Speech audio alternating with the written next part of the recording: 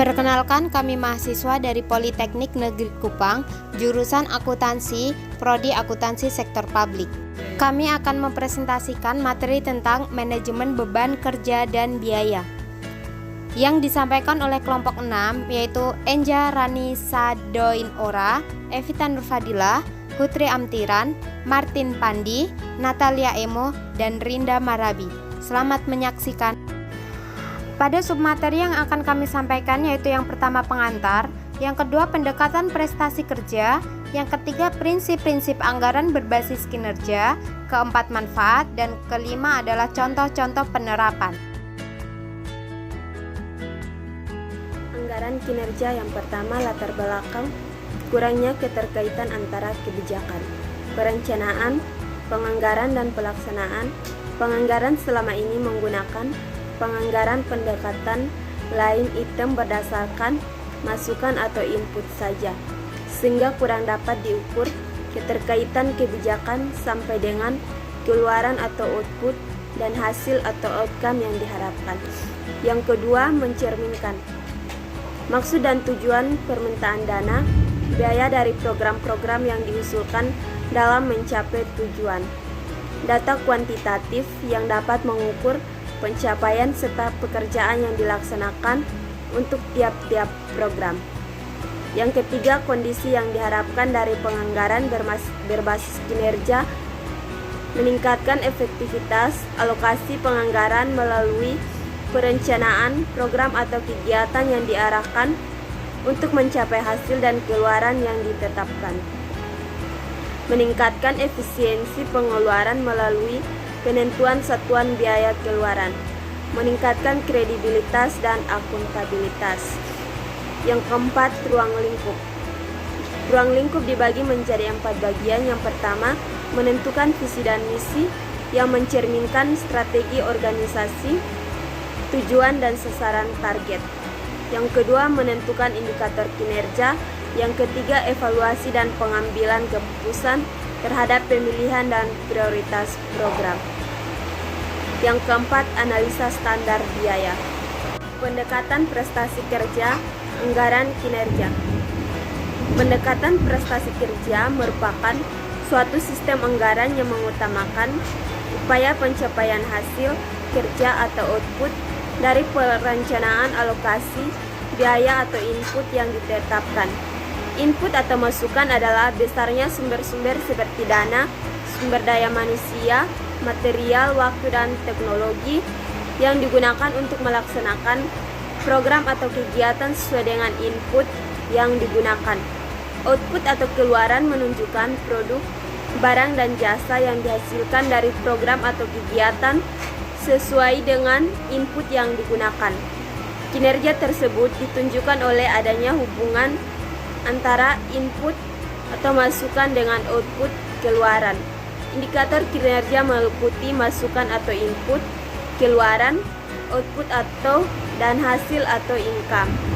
Tolak ukur kinerja merupakan ukuran prestasi kerja yang akan dicapai dari keadaan semula dengan mempertimbangkan faktor kualitas, kuantitas, dan efisiensi dan efektivitas dari setiap program dan kegiatan.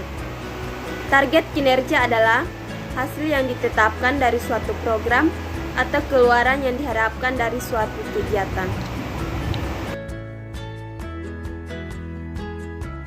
Dan selanjutnya yaitu ada beberapa hal yang harus dilakukan untuk menilai hasil yang diharapkan dari suatu kegiatan dengan menetapkan tolak ukur kinerja berupa indikator.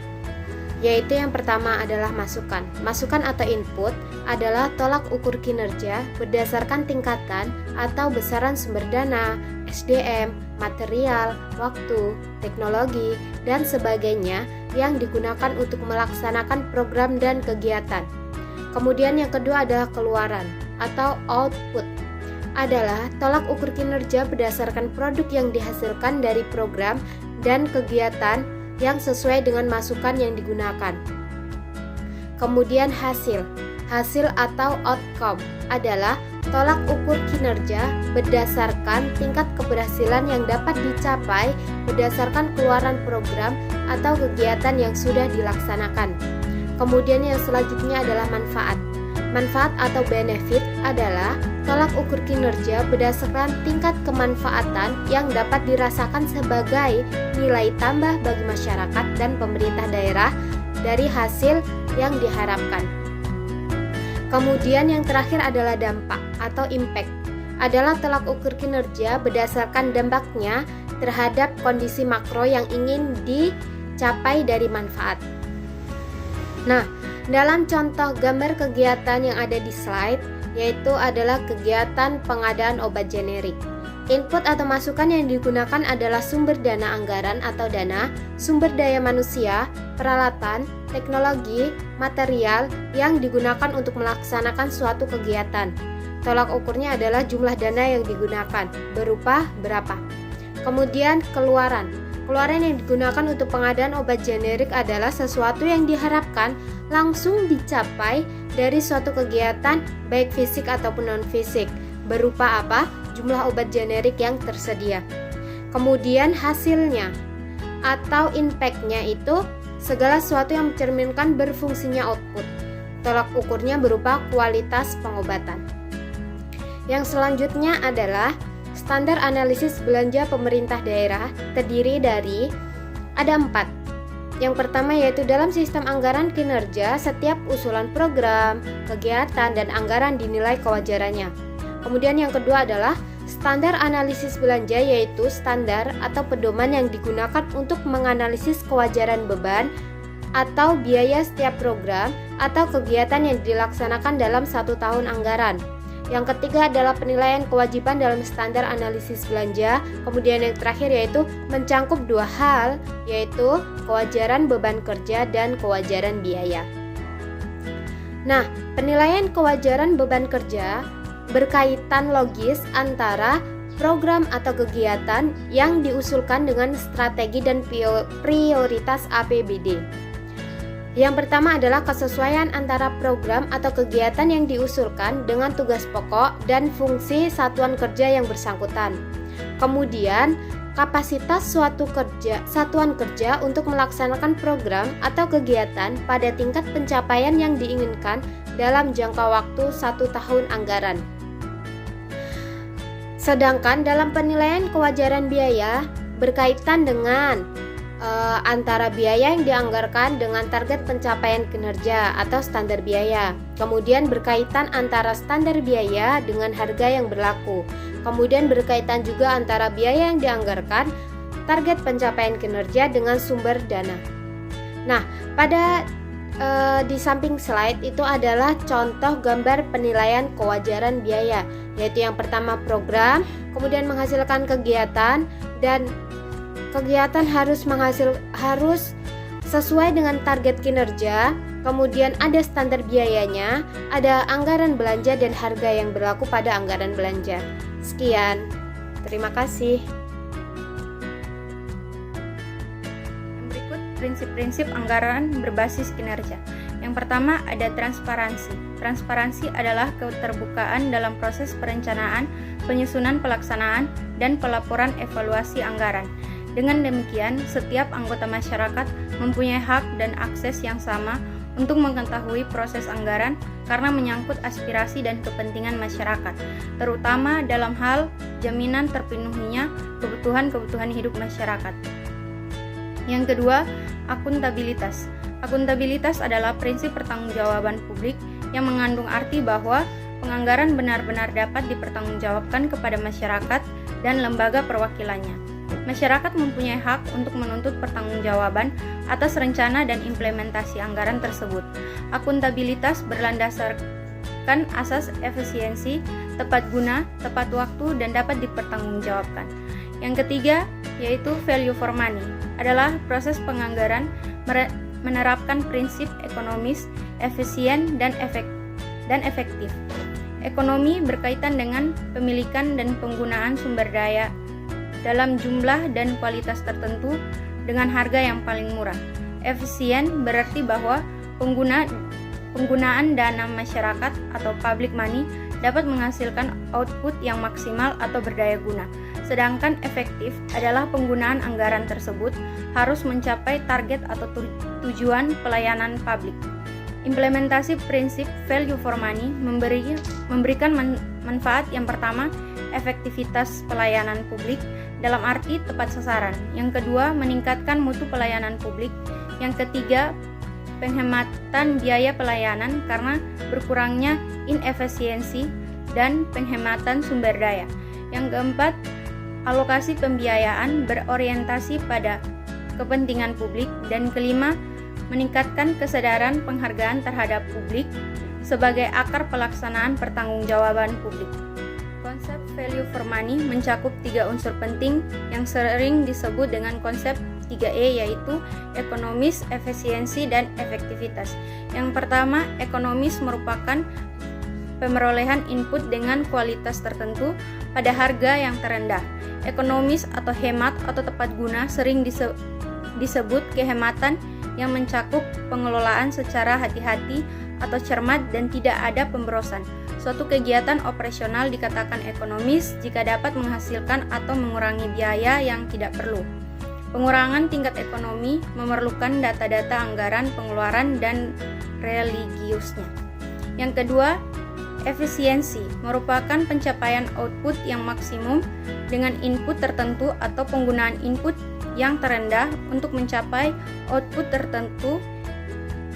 Efisiensi atau daya guna mempunyai pengertian yang berhubungan erat dengan konsep produktivitas. Jadi pada dasarnya ada pengertian yang serupa antara efisiensi dengan ekonomi karena kedua-duanya menghendaki penghapusan atau penurunan biaya. Pengukuran efisiensi memerlukan data-data realisasi biaya untuk memperoleh pendapatan dan data realisasi pendapatan. Yang ketiga, efektivitas merupakan tingkat pencapaian hasil program dengan target yang diterapkan atau perbandingan output dengan outcome.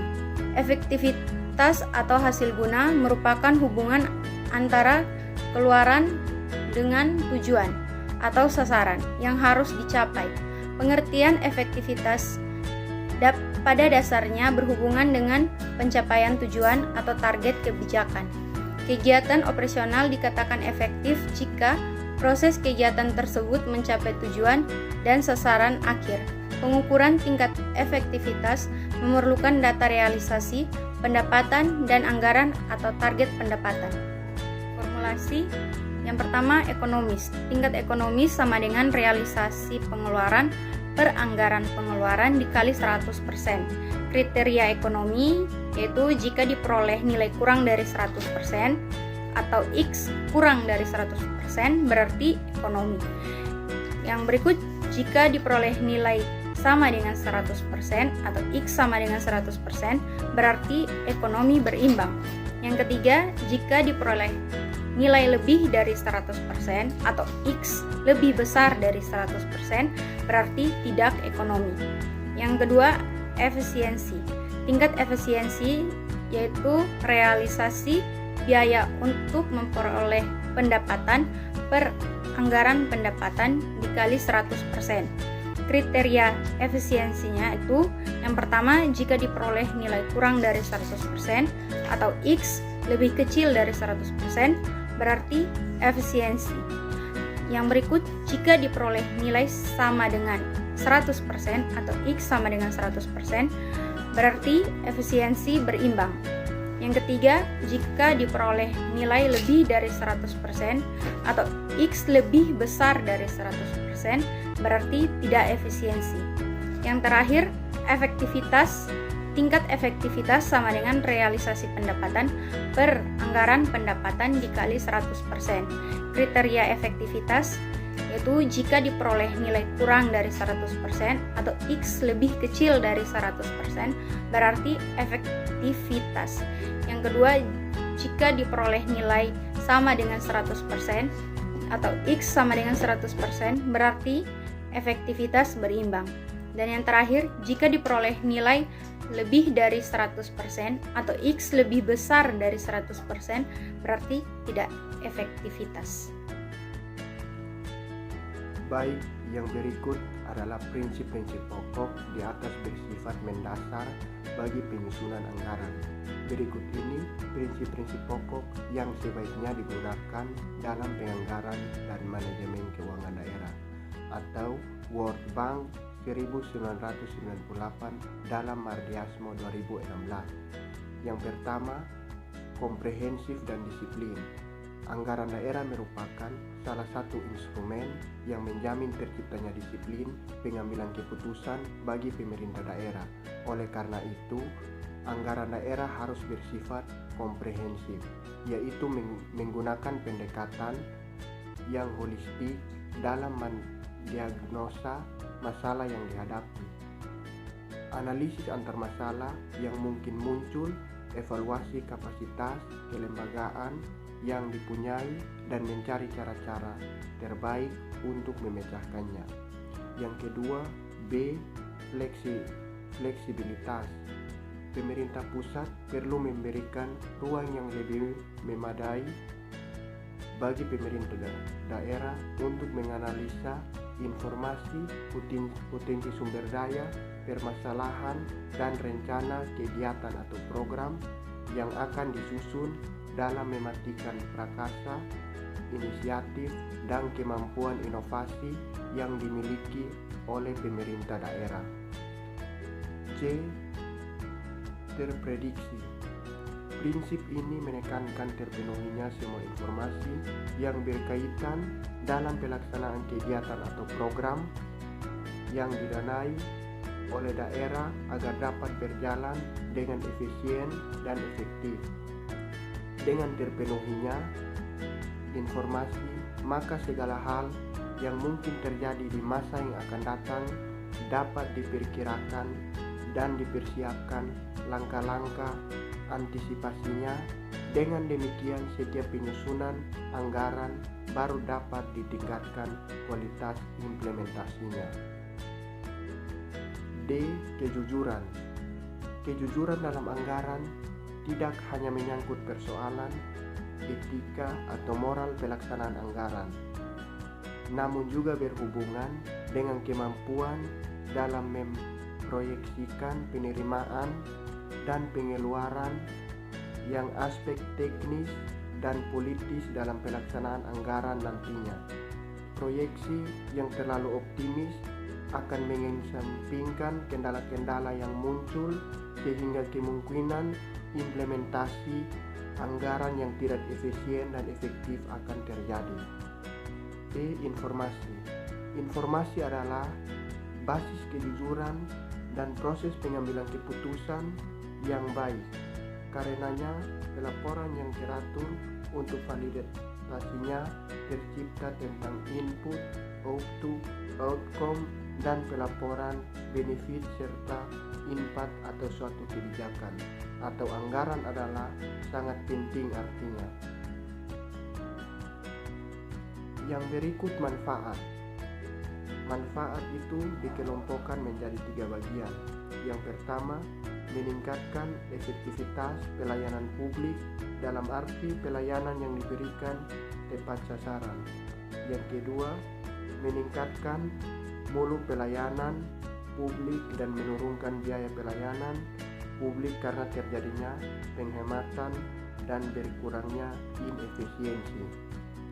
Yang terakhir, alokasi belanja lebih berorientasi pada kepentingan publik. Contoh aplikasi value for money pada anggaran belanja dan realisasi pada Biro Keuangan Setda Provinsi NTT tahun 2018. 1. Belanja operasi. Yang pertama, belanja pegawai. Anggaran 426.976.977.462. Realisasi 426.826.977.462.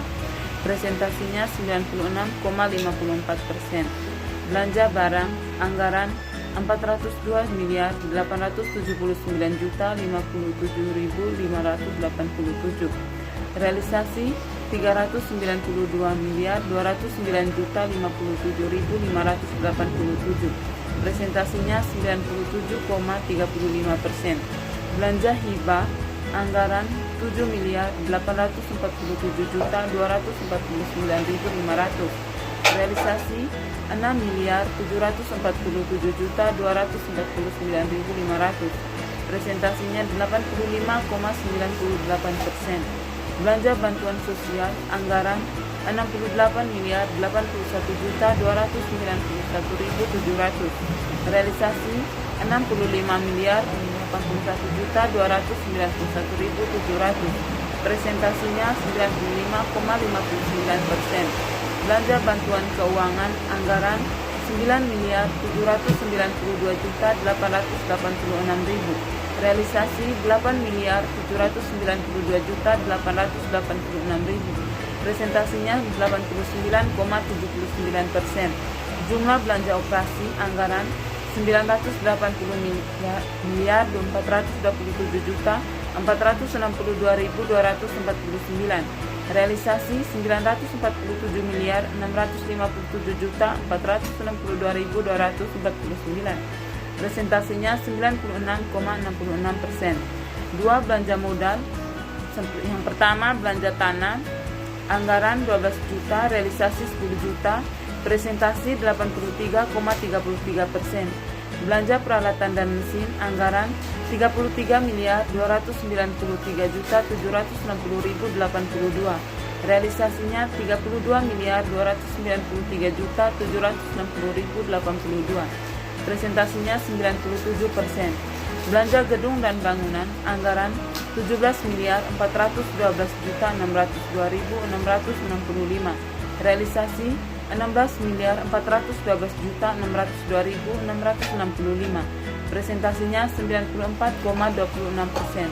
Belanja jalan, irigasi dan jaringan anggaran 146.468.361.552. Realisasi 148.548.361.552.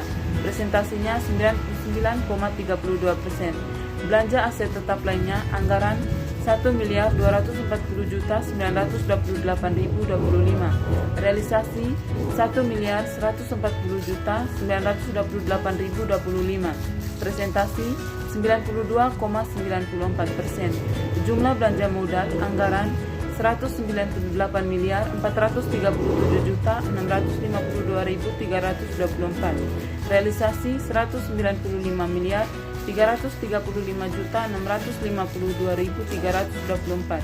Presentasinya 98,44%. 3. Belanja tak terduga. Belanja tak terduga anggaran 929.651.600.000. Realisasi 839.651.600.000. Presentasinya 90,32%. Jumlah belanja anggaran 1.199.794.766.173. Realisasi 1.193.993.114.573. Presentasinya 96,88%. Analisis tingkat ekonomis. Pengukuran tingkat ekonomis merupakan pengukuran tingkat kehematan penggunaan atau realisasi pengeluaran dari anggaran pengeluaran yang telah ditetapkan sebelumnya. Untuk mengukur tingkat kehematan dari pengeluaran-pengeluaran yang dilakukan selama tahun 2018, maka digunakan rumus sebagai berikut. Tingkat ekonomis sama dengan realisasi pengeluaran per anggaran pengeluaran dikalikan dengan 100%. Dengan menggunakan data dalam tabel di samping, maka dapat dilakukan perhitungan ekonomis atau penghematan realisasi pengeluaran sebagai berikut. Tingkat ekonomis sama dengan 1.142 juta. Tingkat ekonomi sama dengan 1.142.993.114.573 per 1.199.764.766.173 dikalikan dengan 100% sama dengan 96,88%. Berdasarkan pada perhitungan tersebut, dapat dilihat bahwa penggunaan anggaran belanja yang tercantum dalam anggaran pendapatan dan belanja daerah Provinsi NTT tahun 2018 masuk dalam kategori ekonomis, yakni capaian realisasi belanja berada di bawah standar capaian ekonomis sebesar 100%, di mana tahun 2018 capaian realisasi belanja sebesar 96,88%. Target dan realisasi biaya pemungutan pendapatan pada Biro Keuangan Setda Provinsi NTT tahun 2018. 1. Biaya gaji, anggaran 78.207.109.500. Realisasi 78.207.109.500. Presentasinya 100%. 2. Biaya perjalanan dinas, anggaran 31.282.843.800. Realisasi 28.159.559.420. Presentasinya 94%. 3. Biaya operasi kendaraan, anggaran 23.462.132.850. Realisasi 20.343.848.470.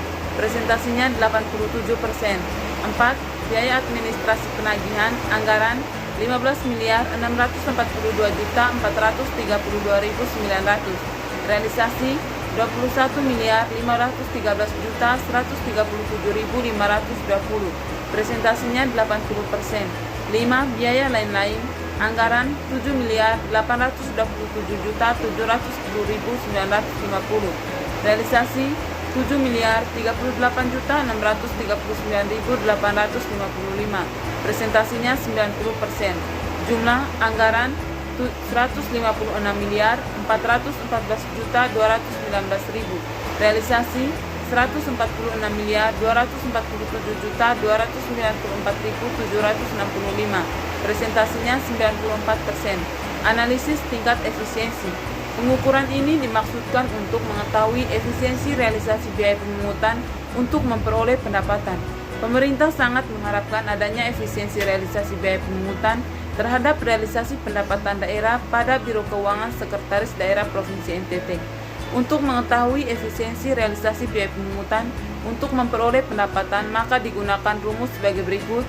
Tingkat efisiensi sama dengan realisasi biaya untuk memperoleh pendapatan dibagi dengan realisasi pendapatan dikalikan dengan 100%.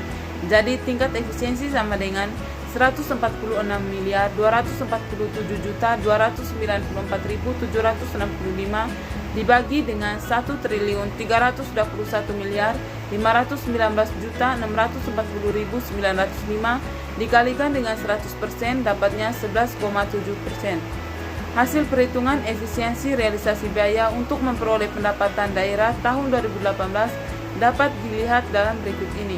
Berdasarkan pada perhitungan, dapat dilihat bahwa efisiensi realisasi biaya untuk memperoleh pendapatan pada Biro Keuangan Setda Provinsi NTT tahun 2018 masuk dalam kategori efisien, yakni capaian realisasi biaya pemungutan untuk memperoleh pendapatan daerah berada di bawah standar capaian efisiensi sebesar 100%, di mana untuk tahun 2011 capaian realisasi biaya pemungutan untuk memperoleh pendapatan daerah sebesar 11,7%.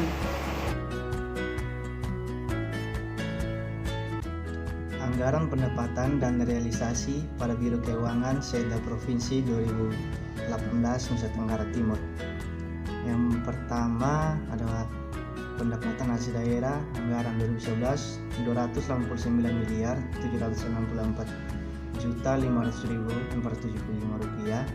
Untuk realisasi 268.828.733.404 rupiah. Untuk persentase 92%. Pendapatan dari retribusi daerah 34.878.345.000 rupiah. Untuk realisasi 10.046.385.782 rupiah. Untuk persentase 30%. Pendapatan hasil pengelolaan perusahaan daerah anggaran 49.996.450.000 rupiah. Untuk realisasi 33.464.764.036 rupiah. Untuk persentase 68%. Lain-lain pendapatan hasil daerah yang sah Anggaran 98.965.680.000 rupiah. Realisasi 80.318.782 rupiah. Untuk persentase 82%. Jumlah belanja operasi anggaran 473.604.975.475 rupiah. Realisasi 398.901.201.969 rupiah. Untuk persentase 83%. Yang kedua, pendapatan transfer pemerintah pusat dana perimbangan anggaran 889.841.16.348 rupiah. Realisasi 889.238.936 rupiah. Untuk persentase 97%. Dana bagi hasil pajak anggaran 90.894.561.000 rupiah. Realisasi 86.396.049.259 rupiah. Untuk persentase 95%. Dana bagi hasil bukan pajak atau SDA anggaran 2.986.800.000 rupiah.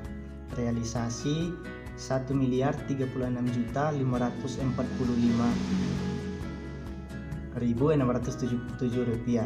Untuk persentase 35%. Dana alokasi umum 755.817.731.220 rupiah. Untuk realisasi 752.057.044.000 rupiah. Untuk persentase 99,5%.